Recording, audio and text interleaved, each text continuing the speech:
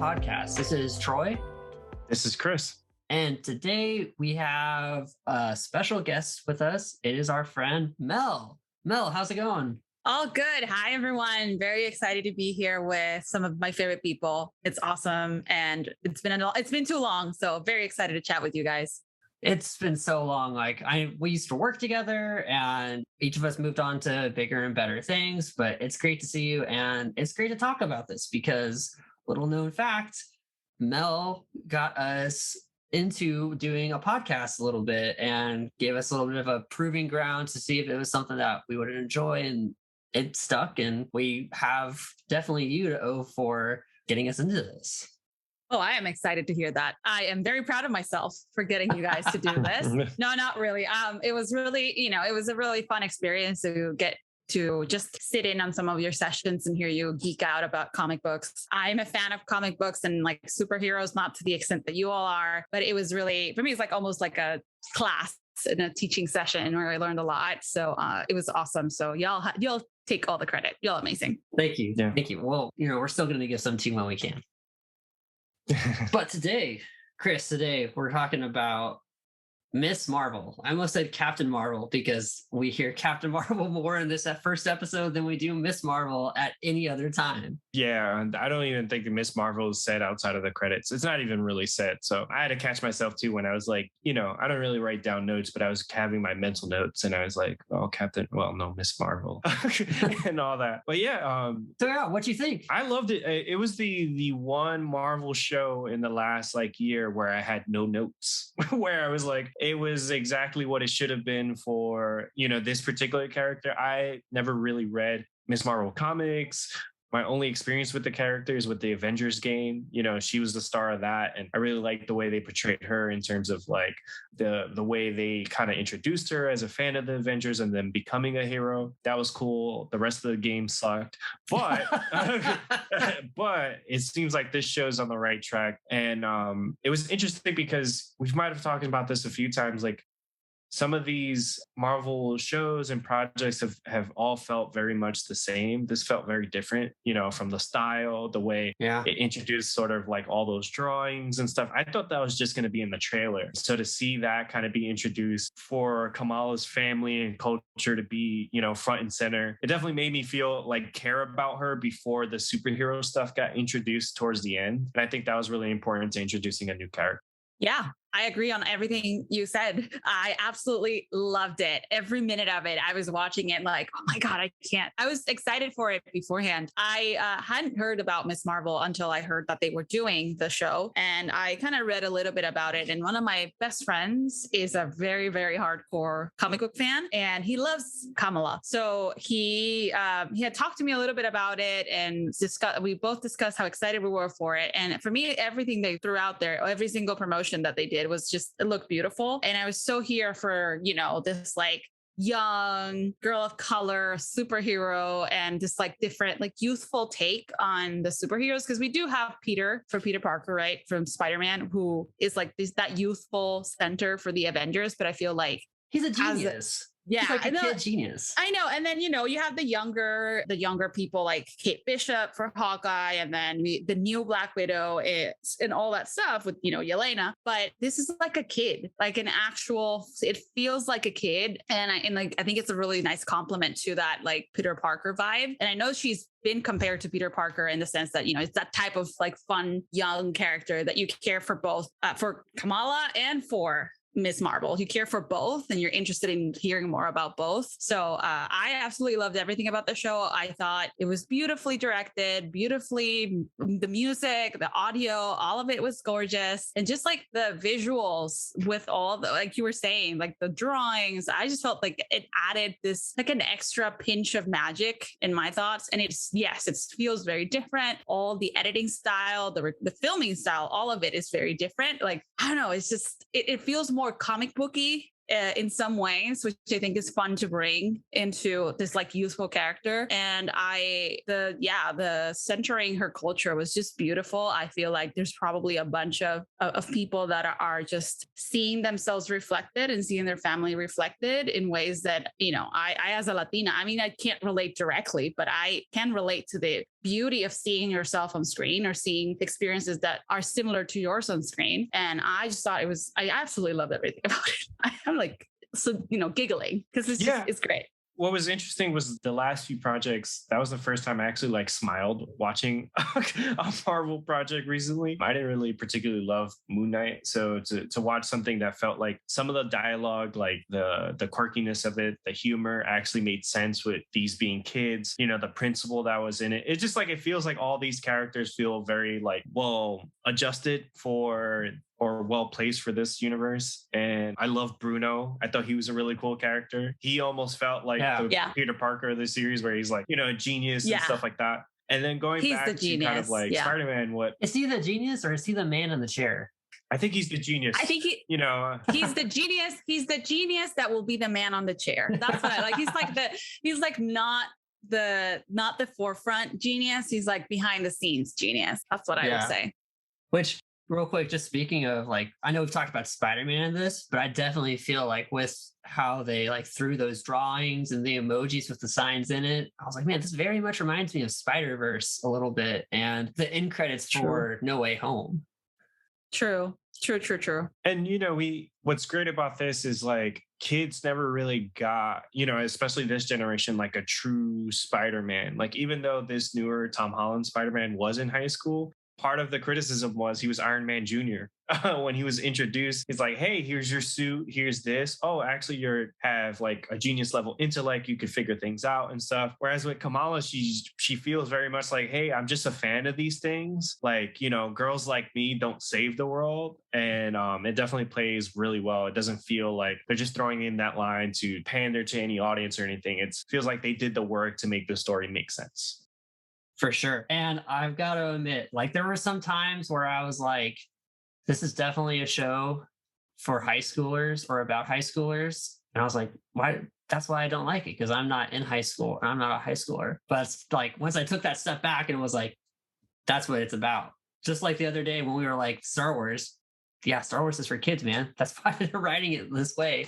I was like, oh yeah, this is a great show if I think about who their target audience is. And this is like the first Marvel Disney Plus series where we've only gotten one episode.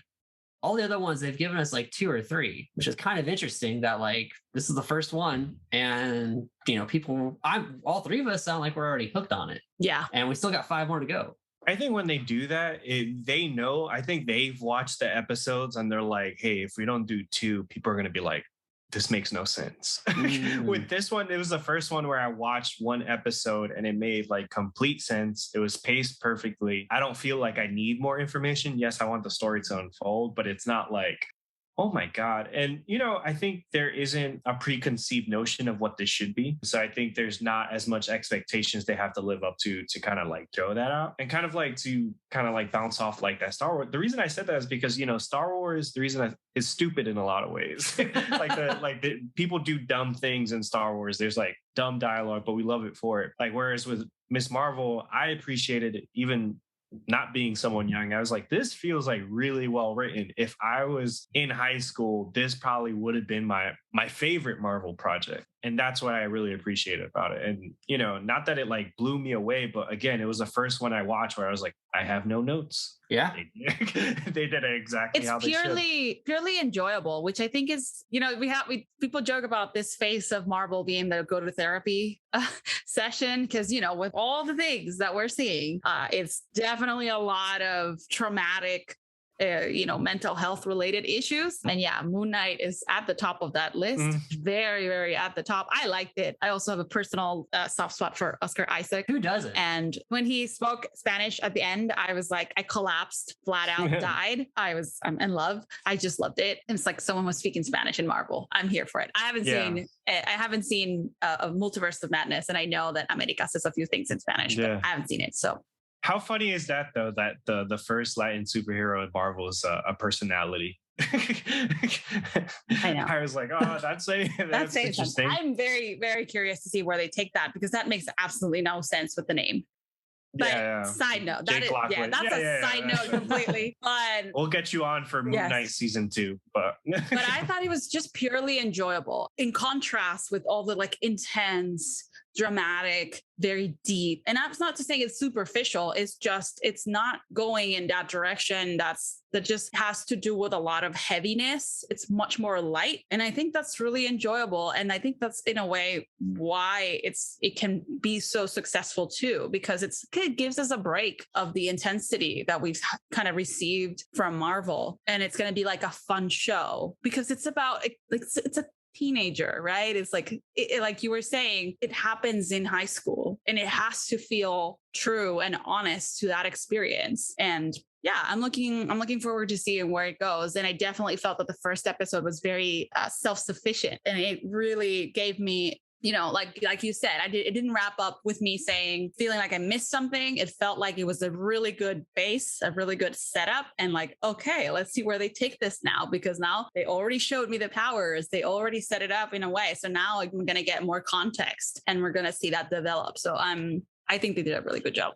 I think they did too. And I think this definitely has potential to be definitely a great series from what we've seen so far. And I think a more important one too, because for me, my two favorite Marvel movies are Ant-Man and Thor Ragnarok. And this kind of has that lightheartedness about it. And so I think, you know, as the season progresses, we'll kind of get some more of that lightheartedness that really like makes this a favorite for some people. Leaning into like the future episodes, how do you think this is going to tie into the MCU? Like, are we going to see some cameos from other characters? Or are we going to introduce like newer characters we've never seen before? Or like, what's going to happen? What do you guys think? I think all of the above.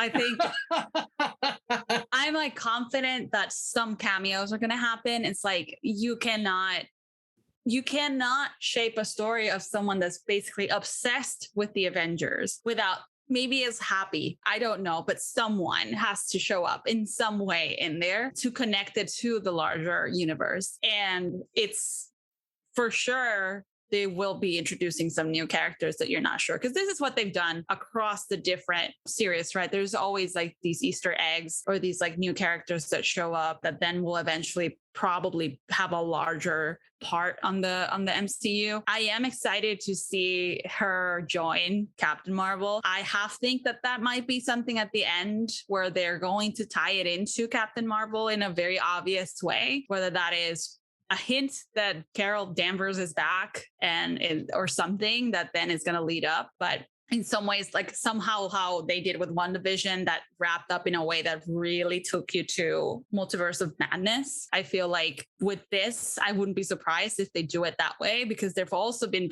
Kevin Feige has been very vocal about the fact that Kamala will be in the next Captain Marvel movie. Oh, so like he very vocal about it. So wouldn't be surprised if they have some form of cameo of her or someone from the universe. I think it makes sense. And then again, they will definitely be introducing some people, I'm sure. Or like maybe it'll be like a very obscure suggestion or reference that you might not, the way that they kind of suggested that Miles Morales exists in the universe with his uncle and stuff like that. Stuff like that, I would say. You know, as you were talking, it kind of like hit me. This show is set in New Jersey, and WandaVision was set in Jersey, and that's where Monica Rambeau was, you know, when we last saw her, and we know she's going to be in the Marvels. And, you know, I think that's like the most obvious, where it's like, hey, you know, this character has to be in that movie. So by the end of it, they have to be fully formed in the position they need to be. For me, like what I want to see, or, you know, really don't want to see, I don't want anyone to mention they were blipped out. I am tired of it. Like, that's why I like this show a lot. I was like, as Melanie was saying, I was like, I am done with it. I am over it. Like, when I was watching Multiverse of Madness and they were in the wedding and that guy was like, yeah, my brother died. My dog died. It all sucked. I'm like, dude, if anyone mentions this one more time, we get it. Move on. So that's really where I'm at. I'm like, hey, as long as they keep doing what they've been doing, I'm happy. Obviously, they have to set up the Captain Marvel sequels. You know, it's called the Marvels, so we have to have Miss Marvel. We have to have the other Captain Marvel, Monica. And it'll be exciting to see them all three together when that does happen. And also, like, I would love to see, like, Captain Marvel in this, you know, just to kind of put her in a better position for the movie, because I feel like in every other movie since, like they've been like, oh my god, she's like the most popular and strongest hero, but it's like when you watch the movie she was in, you're like, I don't think anyone, even her friends, really like her. So Yeah. it'd be good to like for them to be like, you know, make her a little bit more like, oh, like, yeah, this is why people are fans of you and stuff, you know, outside of that moment where, you know, she kind of like she sees Peter Parker. That's and is exactly like, hey, what I was gonna say. that's like the best Captain Marvel moment in these movies. So I would love to see her kind of get like one of those moments. Like I didn't like the original Doctor Strange, but I started to like the Doctor Strange character and sort of like when they, you know, when they would appear in other things. Like I love his little cameo in Thor Ragnarok and stuff like that. And by the time Multiverse of Madness came around, I'm like, I'm super pumped for this. I hated the first movie, but I'm still excited. I hope that happens. We get a little bit of moment like between her and Carol. Kamala. I definitely want like a moment like how she had with Peter, because even though that's small, it's like, yeah, you're definitely likable, and like that one moment just alone to me shows there's a capability for like mentorship to happen between her and younger heroes. So let's see what happens, and you know, hopefully she'll get a fan geek out moment, and she'll behave exactly how all of us would behave if we ran into our favorite superhero or, you know, whenever we're just at Comic-Con or something. We'll get to see some good stuff from there. Yeah, and now you mentioned Comic-Con, Avengers Con, people. Yeah. Oh, that was a great moment. You know, that was dope. It felt like, you know, this is the perfect time for this kind of show to happen where like, oh, all these things in the universe exist. Like it's almost like reading a comic book where all these things are happening in the background where these characters exist. Where like, whereas before, like when we had like the Netflix shows, maybe you'd see a poster. It's like Battle of New York or something. Now it's like, hey, we have a whole convention. She has a Rocket Raccoon plushie in her bed. Her dad makes, you know, Hulk costumes for them and stuff like that. So it's an interesting place to be in the Marvel universe, and it's the perfect time for a hero, you know, as young as Kamala to be inspired and step into those shoes. Yeah, it's also very meta for me, just like watching them and just experience the Avengers in that way, and like all the posters and like the, you know, heroes like in memoriam kind of thing for Tony and Black Widow. It's just, it feels very I don't know, like intense to me in a way, because it just expands it so much more. And then in ways it seems absurd, but at the same time, it makes total sense. It's like, if this were real, yes, that would happen. And it's like when you watch the Avengers play, the Broadway show, that's it's so meta, but it's so genius, and it's just so perfect, because that would happen 100%. That would happen. So I just thought it was really funny, but in a like a cool way, like that's fun and cool, and I can see that happening in real life. Yeah, for sure. I feel like if it wasn't done in that show, it would have already happened in real life by now at some point in time. Yeah. I also love the Scott Lang kind of reference at the beginning when she mentions that the podcast. Oh yeah, that was funny. Oh yeah. I just thought, I was like, yes, give me all of this. Give me all of these like little things that are sprinkled in there that speak to me about the larger picture. I love it. Yeah, I can't wait for the next Ant-Man movie. Maybe he'll be like, yeah, you know, it's been hard trying to get people on my podcast. They don't believe I'm Ant-Man. Like how no one believes he's Ant-Man in Endgame when he tries to get a photo. But Mel, what else do you have going on besides being one of our fantastic guests on the podcast? Well, one of the things that I'm really excited right now, and it has to do with Miss Marvel, is that I'm a very, very, very, very big fan of Funko Pops. My husband and I collect them. We're over 300 at the time after about a year and a half of collecting. So we're on our way to go crazy with them. And we're really excited that probably in the next few days, there'll be some drops or at least some leaks or previews of what the Funko Pops are going to be. So very excited about that. Cannot wait to see that. Like, she'll probably have a Funko Pop of her in her cosplay, which should be awesome. I'm really excited to see stuff like that. So in that spirit, we're excited because on top of collecting, we have a Funko Pop page in Instagram that we are trying to really, grow and create a community and just celebrate our love for pops. It's called Maniadepops. It's Spanglish because my main language is Spanish, so I could not do a page and just do it in English. I had to do both. So feel free to join us. We're growing. We're not that big. We're still in the process, but we do post some really cool pictures. We're trying to get into making some fun reels, and it's just come in and let's make a community out of it. It's really fun.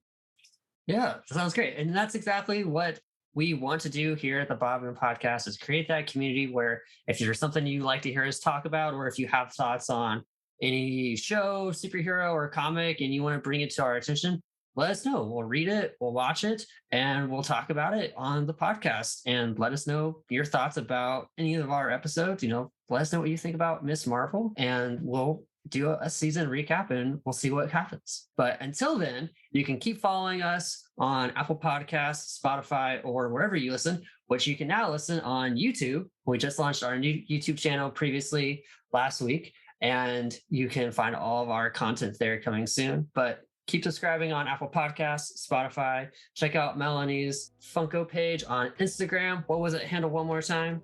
It's Maniadepops. There we go. Check it out. Give it a follow. Look out for some dope reels and posts. And until next time, bada boom. Bada boom. Bada boom.